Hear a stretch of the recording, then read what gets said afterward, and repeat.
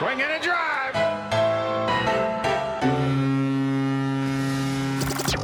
Welcome to Red, White, and Blue Jays, the podcast home of Blue Jays Fans UK, a group connecting Blue Jays fans around the UK and beyond, and telling their story. And now, here's the host of Red, White, and Blue Jays, Steve Hunter. Hey Blue Jays fans, great to have you again with us today for episode number 3 of Red, White and Blue Jays, the podcast where we get to chat to Blue Jays fans from around the UK, from Canada, and quite frankly, from any other part of the world if you want to get in touch. As I've said in previous episodes, I've had the pleasure of connecting with so many Jays fans over the years, heard some brilliant stories of your memories and experiences of watching this amazing baseball team. And if you would love to give a little bit of time, one evening where we can chat about those memories, please do get in touch with me. All the contact details will be at the end of this episode. Just like to say, as the podcast becomes more and more available, you should now find us on all the main streaming platforms. We're already registered on Apple, Spotify, Google, and some other streaming platforms. So hopefully one of those will serve you well. So today I have a real joy in welcoming our guest, David. It's great to have you with us. Thank you so much for spending the time to catch up with me. No worries. Really pleased to be on. So yeah, thanks for having me. No, it's fantastic. I mean, I've known a little bit about you. I remember your Twitter handle initially coming through, Blue Jays Brit, which caught my eye, and I think we've had a sort of few conversations over the years. But just before we get really into the sort of Blue Jays stuff, just tell us a little bit about yourself. Where are you in the country? What do you do? What does life look like for you at the moment? Yeah, so my name's David, as you just said. I live in Lincoln, up in Lincolnshire, where lots of people don't know where that is. It's kind of in the middle of nowhere. Yeah. But yeah, I work in marketing for a charity and fully work from home, as a lot of people are these days. So, but yeah, in my spare time, love to watch sports. Spend time with my fiance Rachel. We're getting married next year, so that's currently dominating a lot of our thinking. Yeah, so that's exciting. So yeah, big Blue Jays fan, big Everton fan as well. Which so one of my teams have been doing a bit better than the other at the moment. Yeah, so at least you got the same shirt and jersey colours. So that's nice, it. Yeah, nicely. So how does somebody from Lincoln become a Toffee? What's the story there? I don't know really. I just always have been an Everton fan since I was about 4 or 5. I think I've always just liked to be a bit different. And back in the day, it was everyone was Man United fans because we're talking mid-90s. And yeah, I think I just like the colour blue, so I thought I'll go for Everton. And what a terrible decision that turned out to be. But well, I've stuck with them. I'm going to totally offend you now. For those who are listening, you won't see. I've got one of my Liverpool mascots toys, which I have in my study here. So we're going to have probably some debate over the Merseyside rivalry. So do you get up to see many games up at Goodison at all? Yeah. Pre-pandemic, definitely. I was actually at the last home game before the first lockdown hit. So yeah, in usual times, get over sort of 4 or 5 times a season. Yeah. But yeah, not actually been back since the pandemic. But yeah, usually I'm there, whenever I can. So yeah, I love being there and the atmosphere. It's when we're winning, it's great. It can get a little bit moody when things aren't going so well. Yeah. But yeah, it's great. And yeah, like I say, I've supported him since I'm about 4 or 5. So I'm in too deep now. There's no going back. Yeah. Well, I remember. So I'm slightly older than you. I remember in the mid 80s when Liverpool were flying and Everton were flying, and it was just such a great rivalry. I think was it 1985, the cup final, I think, from memory, and that's it. Just some great memories of tussles with Everton. And I remember when I first took my kids to Liverpool. my son, who was about 5 or 6 at the time, was desperate to get himself a Liverpool kit, and so we got him one actually in Chester. I think we got it at the Liverpool shop in Chester, and then we did our sort of pilgrimage up to Liverpool, and he was desperate to obviously go to Anfield, but he was also slightly intrigued to go to Goodison, which was I'm not sure how I felt about that. Anyway, we did go into the Goodison shop. That's as much as I could tolerate. Yeah. But he went in his full Liverpool kit, and I'm just this is so embarrassing. But there he was, dressed in his red and walking around the Everton shop. So Yeah. The thing is, in Liverpool, there's so many families that are both red and blue. It's a lot more. Online things can get a little bit tasty, but when you're in Liverpool, it's a lot more sort of intermingled, and everyone seems to get along mostly. Yeah, and of course Jamie Carragher famously, he grew up a blue, didn't he? And then obviously switched over sides and played for Liverpool all his career. Yeah, there's been a few like that over the years. But there we are. Yeah, what can you do? And just tailing off on this sort of connection between Liverpool and Everton, how are you feeling about Rafa being in charge? Was that a hard pill to swallow, or were Evertonians excited about the prospect of having him in charge? No, I think there was a lot of people were quite upset about it, because we've got long memories, and Rafa made a comment back in the day about Everton being a small club, which there was some sort of hasty PR when he signed for us to sort of explain what he meant by that. But I wasn't too bothered. It's I tried to sort of not take things too seriously when it comes to sport. Giving him a chance, and he started off really well, and things have gone a little bit south the past few weeks, but hopefully we can pick it back up. Does he still live on the Wirral? I know he had a home up there, didn't he? I think so. I think he's still local. So I think that was a big draw for him. Join the team down the road. We'll see how he does. See how it goes. Jury's a bit out at the moment, but we'll see. Excellent. Well, it's always good to have a little bit of football chat just to get us going. But we're really here, obviously, to talk about our common love for the Jays. So, give me your story of where your fandom of all things Blue Jays started from. Where did that kick in? Yeah, so it started for me back in 2007, which feels like a lifetime ago now. But I guess like a lot of people who support a baseball team from the UK, it started with a holiday. So we went on a family holiday, started off in Toronto, and then we were traveling around Ontario and Quebec for 2 weeks. And when we were looking at things to do, one of the things that came up as a recommendation was taking in a Blue Jays game. And me being a sort of sports mad 17-year-old as I was then, giving away my age a bit there, but I was mad keen on that. As soon as I heard about it, I was like, yeah, let's do that. I sort of knew a little bit about baseball. I'd had a Game Boy Advance game back in the day. I think it was called High Heat Major League Baseball, and so I'd played on that. So I sort of knew roughly the rules. I knew the difference between like a ball and a strike. I knew a few of the different pitch types, etc. That was sort of my base knowledge of baseball came from this Game Boy game. We got tickets. It was in the August of 2007. It was the Jays against the Texas Rangers. A bit of a rivalry these days, but it wasn't too tasty, not as tasty as some of the more recent meetings back then.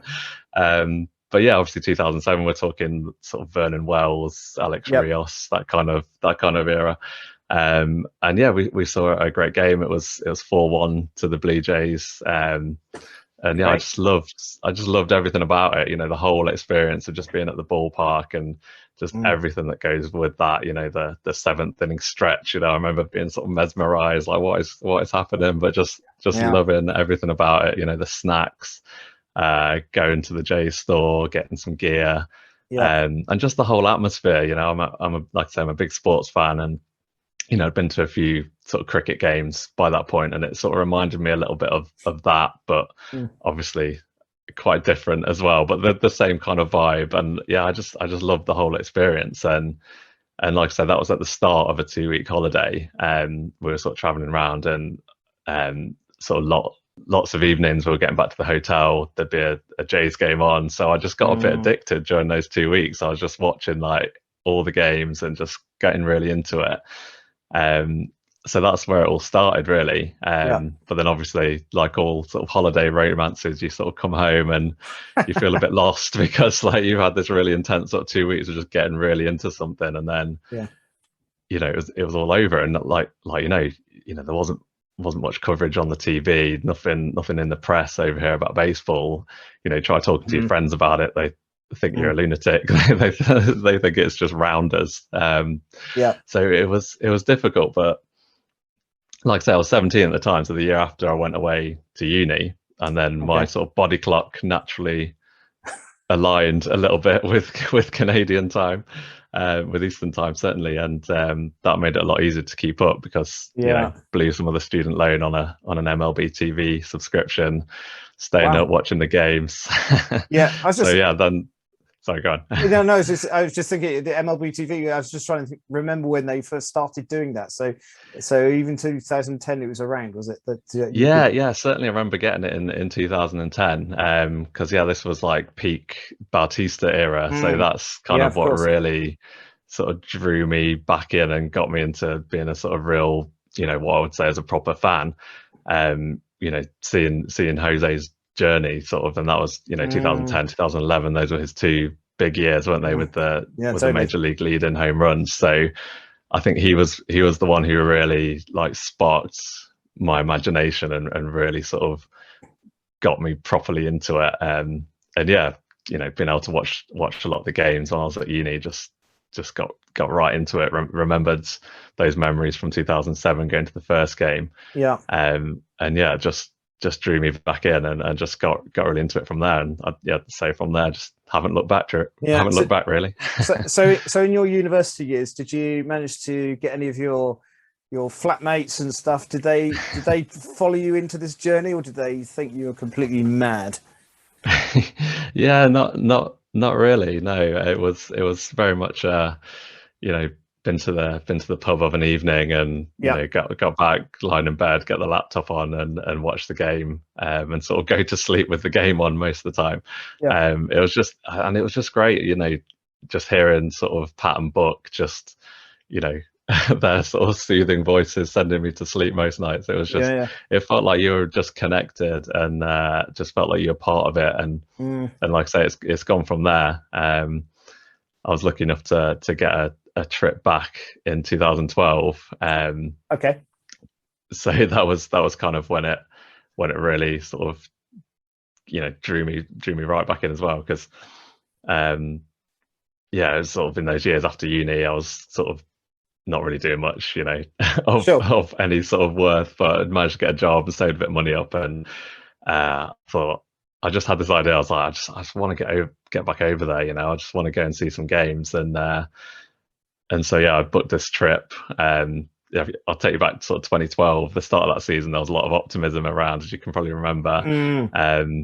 The pieces seemed to be sort of coming together that we could have a bit of a run at the playoffs. Like I say, Jose Bautista was on fire. We had sort of Edwin. There was Brett Laurie, who a lot was thought of at the time as well. We seemed to be putting together a decent starting rotation as well. So I thought, and the new jerseys came in as well. So I think that kind of added to the hype as well. Going back to blue, everyone was really excited about that, and it just seemed like the stars were aligning. We could have a bit of a playoff tilt this year. So I thought, right, I'm going to get back over there. September sort of time. I was like, right, we'll be gunning for the playoffs. It'll be absolutely electric. Unfortunately, that wasn't really the case. As you can remember, 2012 was not a great year. There was so many injuries. Jose had gone down in July, I think, and been ruled out for the season. We had sort of multiple Tommy John surgeries in the pitching staff. We sort of struggled to put together any kind of form. So we were well out of it by the time my trip was coming around in September. But I was still dead excited. I've got 5 games booked over 5 days. Sort of whistle stop. Whistle stop tour. Literally flew in on the Friday night. to catch the game that night, and then a game every day for 5 days, and then flying back again. So it was on my own as well. I'd never travelled on my own, let alone really? Okay. to the other side of the world. So it was kind of a bit mad, and people did definitely think I was mad at that point. Yeah. Flying to Canada on my own to go watch baseball, people just couldn't really get their heads around that. But yeah, I was so excited, and it was a great trip despite some unfortunate results. Well, I remember when I took my family in terms of my kids in 2013, so it's just slightly after my first trip was back in '94, but in terms of my children's experience of going to the Jays, it was in 2013, and that was when Dickie had just signed and so on. And again, lots of anticipation of great baseball, and 2013 was a complete washout. And it's that excitement of being there, isn't it? And the anticipation, and I think particularly for those of us based here in the UK, it's the whole, you're going to a different continent, it's a whole different culture. It's a game that is here but isn't largely here in terms of mainstream media coverage, and so you've got all this anticipation, excitement of going, and then they lose. Which I was frustrated for the kids because they didn't get to see the Jays win, but just, I think, like you've reflected, just the whole experience of being in the ballpark, we got in really early doors on that occasion, trying to get some foul balls and bits and pieces during batting practice and stuff, and so they were loving it. They were just lapping the whole thing up. I remember standing over the on the right field baseline, and a lot of balls were dropping down into the bullpen.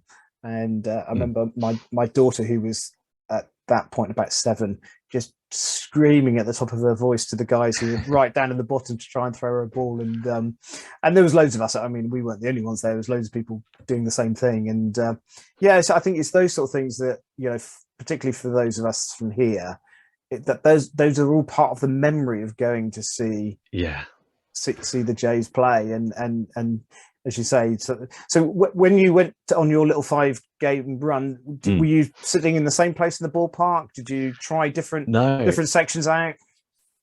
So the first game, I was sort of flying in. I can't remember what time I got up in the morning. I must have got up about 6 o'clock in the morning, UK time, to get a train down to London, to get a flight to Toronto, and then bus into the city. Literally, I think I got to my hotel about 5:30 in the evening. So I literally had to get in, dump my bags, straight back out down to Rogers Centre. And because I was a little bit unsure on how the timings would work out, I just got a cheap ticket for that night. So I was up in the 500 level. Okay. But I was right behind home plate, and I actually loved sitting there, because you could sort of, even though you're sort of right up in the gods in the nosebleed seats, as they call them, you could, because I was right behind home plate, you could literally see when the ball was hitting home plate or not. So you could sort of tell if the umpire had made a bad call as well. So I just really loved that. And it was Brandon Morrow pitching that first night, and he was fantastic that season. I don't remember, he got injured for about 2 months, but I think he got like 3 complete game shutouts that season or something like that. And he was a bit of a favourite of mine. And so being able to sort of sit in that seat and watch him pitch and see what he was doing with the ball, it was just mesmerising. And so I actually really loved sitting there. And I kind of wish I'd sat there for the whole trip. So the second, so that was a Friday night, and then the 2 games over the weekend were both sort of afternoon games. And I was in the 200 level, sort of first base side. But it was absolutely blisteringly hot. So I got so hot sitting there that I ended up moving round to like the outfield seats to get some shade, basically. So I felt a bit disconnected from it over there. So wasn't massively a fan of those. And then for my last 2 games, I treated myself to sort of right behind home plate, sort of about 10 rows back, I think it was. So that was great. Obviously, felt really sort of involved there. You could see what's going on in the dugouts and all that. So that was really cool. But yeah, I'd say I kind of think that the seat I had in the 500 level was my favourite, to be honest. Yeah. So is that if you if somebody's coming up to you and said, okay, where would you sit in the ballpark? Where's going to be the best place to experience a game? You'd be happy to put them up there in the gods. Yeah, I would. And you get obviously you get such a great overview of it as well. Sure. And yeah, just I'd say obviously if you can get right behind home plate, obviously if you're sort of around the side, it might not be quite the same. But yeah, that was a great place to sit at. And that was actually a great game that Friday night. That was the only game we won of the trip. And it was, like I said, a night game. The roof was open, so obviously the CN Tower all lit up. That it just looked stunning as well. Yeah. And yeah, like I say, it was a really tight game. We won 2-1. There was solo home runs from Edwin and Moises Sierra. Remember him? Oh my goodness, yeah. So yes. That's kind of how injury ravaged we were. He was starting every day in centre field for us, I think, at the time. But yeah, the game actually ended on a throw to home plate by Sierra. Right. We were 2-1 up, top of the ninth. They had a guy in second. It might have been BJ Upton. I can't remember. It was against the Tampa Bay Rays. And yeah, he was like bombing around to get home, and Sierra just threw like a strike to home plate, and Jeff Mathis caught it and just sort of rugby tackled the guy running to home, and like Rogers Centre just erupted. It was a great atmosphere, even though it was basically half full because it was well, last day of August it was, and playoff hopes are well gone, so it was nowhere near being full. But I just remember that sound when we won the game, and just because they've been quite quiet in the stands, but then as soon as we won, it was just absolutely crazy, like the noise, and I was just absolutely buzzing, sort of. And I've been away for like getting on for 24 hours by that point as well, so it was just it was a really great memory, and like I can still remember it really clearly, even though it's 9 years ago now. And that's the joy of sport, isn't it? Whatever sport you're watching, you remember these sort of key moments, and they may not be the biggest game of the season, they may not be the most important game of the season, but I think for any sports fan going into an environment like that, they're the things that stick out in your mind, and you remember to tell your family and kids and grandkids and whatever else happens in life, years down. The first time, or I was at the game and this happened and this moment, and it's. Have you been able to watch any of those games back online at all since you actually went to see them? Yeah, I think I did actually. In the first lockdown last year, actually, when I started working from home, I think I found the games I was at on YouTube and stuck them on, and yeah, it did take me right back, and yeah, like you say, it's mad to kind of think as a British fan. To the fact that we were there, it's kind of crazy. It is a little bit alien, I think, when especially that first game when I've sort of flown all that way, had such a long day, and to get there in the stadium that I've been, watching on TV and my laptop for the last however many years.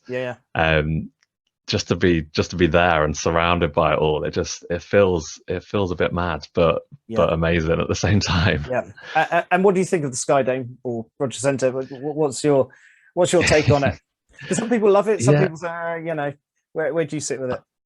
I know. Well, I know it's can be a little bit controversial for Jays fans, but like I just love it because it's where it's where I fell in love with the Jays, and because we can't go every week or every month, whatever, like some of the local fans can. I think you kind of yearn for it in a way because it's where the Jays are. It's just it is home for the Blue Jays, whatever you think of it. And yeah, I just love it. Obviously the views are amazing when the roof's open. It's unlike anywhere that you can go and watch sports in the UK, I think, as well. Obviously North American fans can go to multiple ballparks and see games, but when you're British and you're sort of relying on going on holiday or the very occasional trip over, it just makes it really special, I think. And yeah, I love it. I mean, who knows what the future holds? There may be a new ballpark or redevelopments, what have you, but it'll always be it'll always hold those special memories for me, and like a lot of us British Blue Jays fans. So Totally. yeah. Yeah, no, I totally get that. I think, yeah, we probably look at it with some sort of rose tinted spectacles, don't we? In terms of our love, and again, it's that emotive moment where it's formed good memories in our lives that we look back and think that's a special place. And I think there's been some really, clearly there've been some massive games there, haven't there? You know, when we're talking with Meg about the backflip game in 2015, and you know, that place must have been absolutely rocking that night. You know, when that moment happened, and I think those sort of things are the things that make sport. Is it the best ballpark in North America? Probably not. I think, you know, we probably hand on heart have to say that. But in terms of our love for that team, I mean, it's just like Goodison. I mean, Goodison's not the best football ground in the UK, but for you as as an Everton fan, it's the place you go and watch your team, and I think those are great memories. So, following your second trip, then you haven't been back since then. That was that was the last time. That was the last time. Yeah, I've obviously really want to go back, but So one day. have you dropped any hints in terms of the forthcoming honeymoon? In terms of, there's a really nice place to go to that we could stay at. There's a great hotel. It's got a good view. I'll be honest, it has been mentioned, but I'm not sure it's going to be realistic, unfortunately. But yeah, really looking forward to one day taking my kids there. I've obviously not got any kids at the moment, but you know, if we're lucky enough to have them, I would love that, to do what you did and take your kids and show them what it's all about. That would be amazing. So one day. One day, absolutely. Hold that thought in mind. So how much have you sort of followed since that visit? Have you sort of followed them closely all the way through to the current days? It's been year in, year out? Yeah, definitely. Sort of, you know, as I've sort of got a bit older and got a more sort of grown up job, it's you know, the days of pulling all nighters and watching them are kind of gone. But yeah, I still watch as much as I can. You know, we're lucky that we get plenty of weekends, sort of daytime games that we can catch quite easily over here, as you know. So yeah, definitely catch them whenever I can, and you know, during the week it's just a case of catching up with, you know, sometimes just the highlights. Other times I'll stick the game on and watch it back. So yeah, definitely keeping up. Sort of wish the time zones were a little bit closer to make it a bit easier, but that's the path we've chosen, isn't it? So totally. It was funny. I was chatting to the guys on the Walk Off podcast last week, and they were asking me about similar sort of questions. You know, how do you cope with the time zone difference? And I said, actually, for us, having an Eastern Coast time zone is actually quite favourable. You know, there's certainly we've got friends here in the UK who support West Coast teams, and for those guys, I mean, they are totally hardcore. That, you know, they're not even starting the game until 3:10 in the morning or whatever it is. So I think we've probably got off quite lightly, but like you have to manage life, don't you? In terms of that's it. What can I do? What can I do? But I think we've been quite fortunate. I think the Blue Jays have probably had a higher proportion of day games than a lot of the East Coast teams. I think it's slightly changed under the Shapiro Atkins reign. We seem to have slightly less on a Saturday than we used to, but certainly for many years, both the weekend games would be day games, and we're very fortunate in that case. And if you can sneak a Friday late night in there as well, then it's not bad at all, really, is it? Yeah, it could be a lot worse. Like, so we could support Oakland or San Francisco or something like that, and just never get any sleep. Absolutely. So just thinking about our UK scene in terms of the Blue Jays, how did you find us originally, or how did that connection happen? Yeah, it was just the Facebook group. I can't remember exactly how I sort of stumbled across it. whether I was just literally typing in Blue Jays UK to see if there was anything out there. But Yeah. yeah, I remember stumbling across the group and sort of getting involved. I've played in a couple of the fantasy leagues over the years, which Oh, have you? has Right. been really fun. I'm absolutely terrible at fantasy baseball, So but am I. it's been good fun because yeah, we had a bit of a group chat going along with the season, and yeah, that's been good fun. Yeah. And then yeah, I think it was this year I set up my Twitter account because I had a Twitter account, so I was following lots of Blue Jay stuff, Mm. but I kind of wasn't really getting involved because it was like my Twitter account was kind of a little bit of everything. I followed a bit of Blue Jays, bit of Everton, Right. bit of sort of music and film stuff. So Okay. I thought, I'd just set up a dedicated account so I can just have everything in one feed, and that's made it really good actually. Sort of, especially when a game's on, to look through Twitter, and again, just helps you feel a bit more connected to it. Yeah. So yeah, that's kind of been Right. it really. I've been wanting to go to one of the meetups over the years, but I was going to say, have you actually physically never quite aligned? Yeah, you haven't actually physically met any of us yet. Haven't had Not that yet, pleasure. no. Yeah, I feel like I know you, Steve, from all the stuff I've seen online, but yeah, never actually sort of met anyone as yet. So I'm sure one day we'll make that happen. Did you get to the London series at all to watch the Yankees Red Sox? No, I really wanted to, but I think I had something on that weekend, unfortunately. So when they announced they were coming back, was it 2020, and that all got cancelled. I was planning on going to that.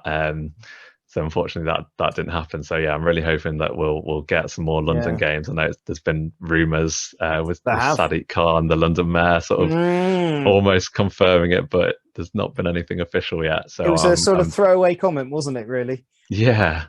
Yeah, so I'm keeping a close eye on that. If it does get announced, I'll definitely be trying to get tickets, regardless of who it is. And then yeah, I'm sure we'll be able to meet up with a few guys there. So yeah, totally. I think the general impression was that beyond obviously Red Sox and Yankees fans that were there for the game, probably Blue Jays were the next best represented team. So we did try to do a little bit of a gathering of Jays fans before the game, but it was one of those sort of things. A lot of people wanted to be in the stadium and see what was going on there. But we had, I don't know, we probably had about 20 of us or so that just gathered outside to say a quick hello, and then when I was walking around inside the stadium as well, they kept bumping into people and stuff. So there are plenty of Blue Jays fans around the place. Nobody else sort of in your neck of the woods that you're aware of? I know a couple of guys from the group are. So yeah, when we were playing the fantasy league, I can't remember his name now off the top of my head. I feel really bad. But yeah, one of the guys is definitely from sort of Lincolnshire area. Okay. So yeah, there's one or two of us knocking about, I think. Brilliant. Well done. Well, try and meet up. We had a few guys down here in Bournemouth that I know. So one evening there's a little Canadian bar not too far away from here. So we went down one evening and took the iPad with us and just had a beer together and watched one of the games. So it's always good fun to try and catch up with some other fans who have a similar interest. So just thinking about then this current year, how do you feel now, having sort of got so close but not quite over the line? What's your reflections on 2021? Yeah, I think obviously, like I said, it was really disappointing not to quite make the playoffs. Missing out on one game, one win was a little bit tough to take. But I think looking back on it, I see it as a really just positive season overall. I really enjoyed watching this team. The energy that they bring. Some really great young players who were watching sort of develop in front of our eyes, and just there was just a really good atmosphere around the team, it seemed. Obviously the home run jacket was just incredible, brought a lot of joy, and that was, I think I tweeted out over the summer saying it's one of my favorite things in sport. It's just I don't know, just something about it just put a smile on my face. It was just brilliant.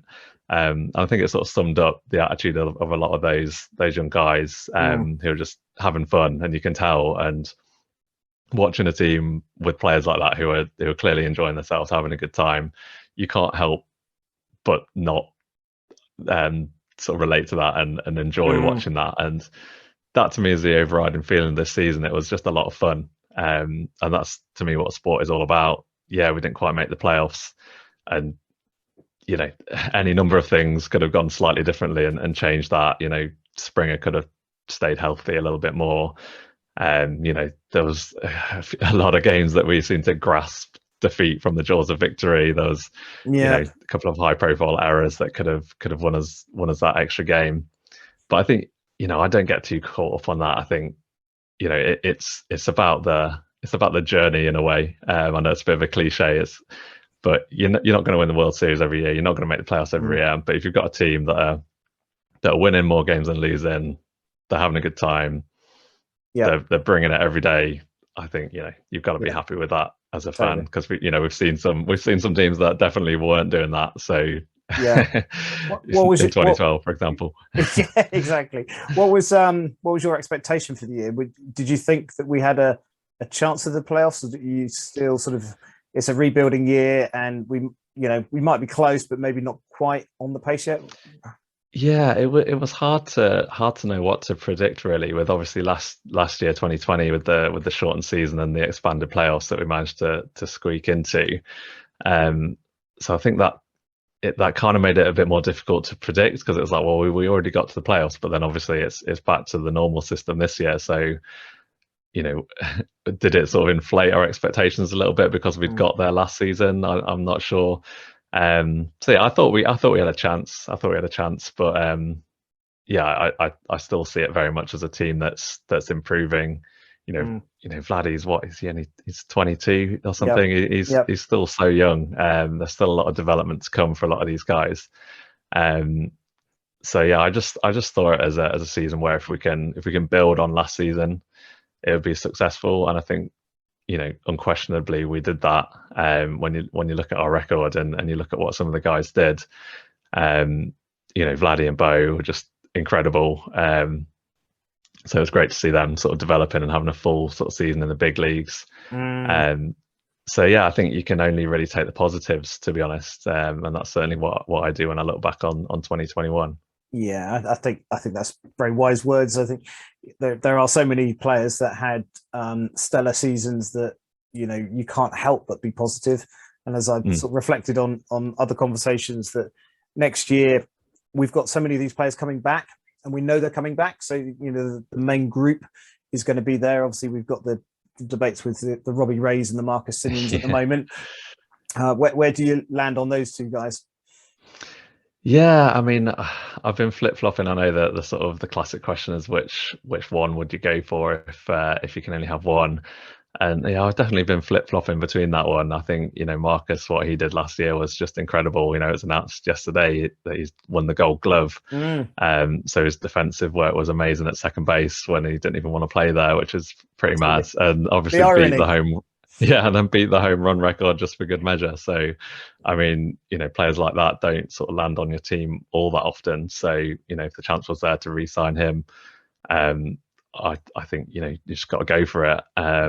But then at the same time, Robbie Ray, absolutely incredible season as well. And you can never really have too much quality starting pitching. And I think, yeah, getting him back would be pretty ace as well. So I'm going to do a classic sit on the fence and say that if we can bring either of them back, I'd be delighted. Yeah, I don't know how realistic that is at the moment. I think the feeling was a bit more optimistic when the season finished. I think the sort of the sort of feeling now is that they may be a little bit too expensive, but I'll leave that for the experts to decide. And just say that I'd love it if either of them came back. Yeah, totally. I think they'd be on anybody's starting lineup, wouldn't they? But it will be all down to the pounds, shillings, and pence of how much they're worth. And I think it'd be fascinating just to see how that one plays out. As long as they don't go to the Yankees or Red Sox. Yeah, well, that's it. I think certainly Simeon's talked about, hasn't he, about going back to the West Coast. That's clearly, the Bay Area is where he grew up and where he'd love to be. But he's also said, he'd love to be back at the Jays. So I think, he's probably emotionally quite torn as much as the contract value of actually he's really enjoyed playing on this team. And I think he enjoyed that sort of mentorship role that he took on as well, didn't he? I know Bo certainly at the end of the season was really glowing about how he talked about Marcus, and I think that's sort of one aspect of it that we can't really see all the time as fans. That sort of the role they play in the clubhouse and the role they have in sort of influencing, particularly the young players. So yeah, it depends, I guess, how much he values that as well. Sure. Oh yeah, we'll see. Time will tell. Indeed.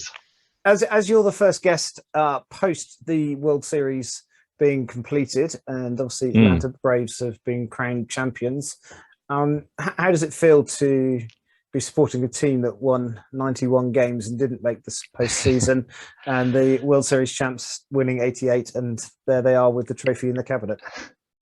Yeah, it's tough. It's tough. I mean, I don't begrudge the Braves though. I mean, obviously coming up against the Astros, I think for the sort of neutrals, there was only one team we really wanted to see winning. So pleased for the Braves. Yeah, I think it was more at the end of the season for me, comparing our records to other teams that had got into the playoffs. It was a little bit tough to take, but you kind of just have to accept it, don't you? It's the way the leagues are set up. We just happen to be in the AL East, which is tough every year. We know that. So, you know, we know that we have to put together a really fantastic season to get into the playoffs, and we were very, very close this year. Just weren't quite good enough. So I think you just have to take that on the chin and look to next year. Yeah. So where are we going to finish next year? Go on, let's have your predictions now. Let's be bold. Where do you think it's going to land? I'm a bit of an optimist, so I'm going to say we're going to win the AL East. We're going to finish top. Good man. whether that's realistic or not, but you've got to go into it. If you don't go into the season thinking you're going to win the whole thing, I mean, you know, you might as well give up. So yeah, we're going all the way next year. Yeah, totally. I'm right with you. I think everything's teed up for what should be an exceptional year. I think in the big grand scheme of things, in terms of what the Jays front office are trying to do, 2022 was the sort of pitching point where they thought this whole team would come together. I think if they make some good trades over the winter season, we have every chance. And I honestly think if we got through to that wildcard game, we had every chance of this year of going through. Just in terms of just how it all played out and how teams played, I think we had an absolute fighting chance to have got there. So we've got to be positive for next season. I'm totally with you. Okay, we're going to just do a couple of fun things to sort of come towards the end of our time. What's your favourite? What's your favourite piece of merch that you've got then over the couple of visits that you've had, or perhaps things you've bought online? What do you treasure the most? Well, I've got a couple of jerseys, and I've got a hoodie that I got on my 2012 trip, which has probably been my most worn item. I sort of pretty much live in that, so I like that. Good man. On my 2012 trip as well, I got a program signed by Pat Henkin. Oh wow! So that's definitely my most sort of how did that happen? Prized Blue Jays possession. Well, it was one of the afternoon games in the weekend, and I got down there early. It was a nice sunny day, and there was batting practice on, so I was just sort of knocking about, having a look, and I saw this sort of commotion down on like third base side. Sort of wandered over, see what's going on, and yeah, there's Pat Henkin just signing autographs. I was like, well, this seems like a too good an opportunity to miss. So yeah, just went down and grabbed his autograph. And he's a really nice guy, and obviously an absolute legend for the Jays. So to be able to say amazing. I met someone like that and got his autograph was pretty special. Yeah, so that's definitely my prized Blue Jays possession for sure. Have you got it hanging up in a frame somewhere? I've not actually. It's just on my bookcase. I've got a little Blue Jays section on there, so it's just on there at the moment. That's a very, very cool thing. Okay, you would have heard me done this with others. I'm going to just throw you my sort of top 10, just quick answers. Don't need anything too clever. Your favourite player from 2021? I mean, I'm going to go for the boring answer, but it's got to be Vladdy. I mean, yeah, just the joy he plays with, and just the season he's put together, and seeing him progress. Yeah, it's got to be Vladdy. Great. Your favorite player of all time? Blue Jays player, that is. Yeah, I mean, again, I'm sort of going to be really boring and say Jose Bautista. Like I said earlier, he's the guy who sort of really drew me back in and got me to be a fully fledged fan, which is not particularly easy to say. But I'll say Brandon Morrow as well. I really love watching him pitch. So I'll give him an honourable shout out as well. Excellent, great. And your favourite non-Jays player? I guess this depends on whether we're classing current players who don't play for the Blue Jays, in which case Josh Donaldson. Okay. But if we're talking players who've never played for the Blue Jays, then I'll probably say Miguel Cabrera. I really admire what he's done in the game, and sort of seeing him get his 500th home run at Rogers Centre this year, even though it came in a loss. For the Jays, because it was that sort of tricky August period, wasn't it? But I think it was quite Don't mention August. Don't mention August. Yeah. Yeah, but I think it was quite cool that he did it against the Jays. I kind of quite like that for some reason. So I think that's a fair comment. I think everybody acknowledged on the day, didn't they, in terms of the milestone? But I think just reflecting that what a credit he's been to baseball. So I think that's a great. He's been playing for literally as long as I've known what baseball is. Basically, Miggy's been playing, so his longevity as well is just amazing. Yeah, brilliant answer. Your favourite ballpark then, away from Rogers / Skydome? Well, I've been to one other. I've been to San Francisco. Oh, cool. Nice. Yeah, it was AT&T Park back then, Oracle Park these days, but yeah, it's an absolutely beautiful place to watch a game. Overlooking the bay, the San Francisco Bay, and I saw a sort of nighttime game there. So the sun was literally sort of setting as the game was on. So it was a really good experience. So I'll say San Francisco. Yeah, you didn't fancy getting a kayak and sort of circling out in the bay waiting for those home run balls to come flying over the stands. Yeah, no, it was tempting, but I sort of stuck to my seat and enjoyed the game from there instead. Very good. Favorite baseball food? Well, this is a tricky one for me because I've actually got celiac disease, so sort of a lot of the traditional ballpark foods like hot dogs are not on the menu for me, unfortunately. But I've had sort of popcorn or nachos when I've been at the game, so I'll say nachos. Excellent. Yeah, my youngest daughter's just been diagnosed with that as well, so we're just in the world of trying to understand what she can have, what she can't have. So good luck with that. And if you need any advice, give me a shout. I might be giving you a call on that one. Yeah. Favorite drink at a ball game? Well, again, the whole celiac thing has meant I've never been able to enjoy a beer at the ballpark, which is unfortunate. You can get gluten-free beer, but not at sporting events typically. So honestly, I think the only thing I've ever actually drank at the ballpark is water. So as boring as that is, I'll have to say that. That's fine, not a problem at all. Day game or night game? Ooh, that is a tricky one. Obviously, in terms of watching from the UK, it's got to be day game all the way, to make it easier for us to watch it over here. But I've had great experiences at both, because during my games that I've been to, I've seen both, day games with the sun shining, which is lovely, but also some great night games. Like I said, that first game of my trip in 2012, it was a really sort of balmy night, so the roof was open. It was a nighttime game. CN Tower was lit up, which looked amazing. But overall, I'll say day game after that little. Yeah. Your favourite Jays jersey colour? I'll say I think probably the royal blue that I'm wearing at the moment is probably my favourite. I do like the new blue, but this one's sort of close to Everton colour, so it's I'll say that. Stick with it. Yeah, you got to stick with it. Best jersey number?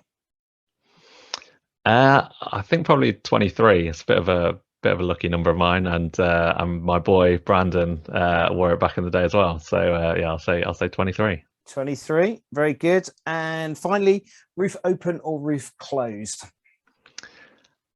Well, again, I've seen both. I've seen it open, I've seen it close. I've also seen it stuck halfway, which was an experience. When this was the last game of my trip in 2012, and we were getting absolutely battered by the Orioles. So things are getting bad when that's happening. Yeah, that's not a pretty sight.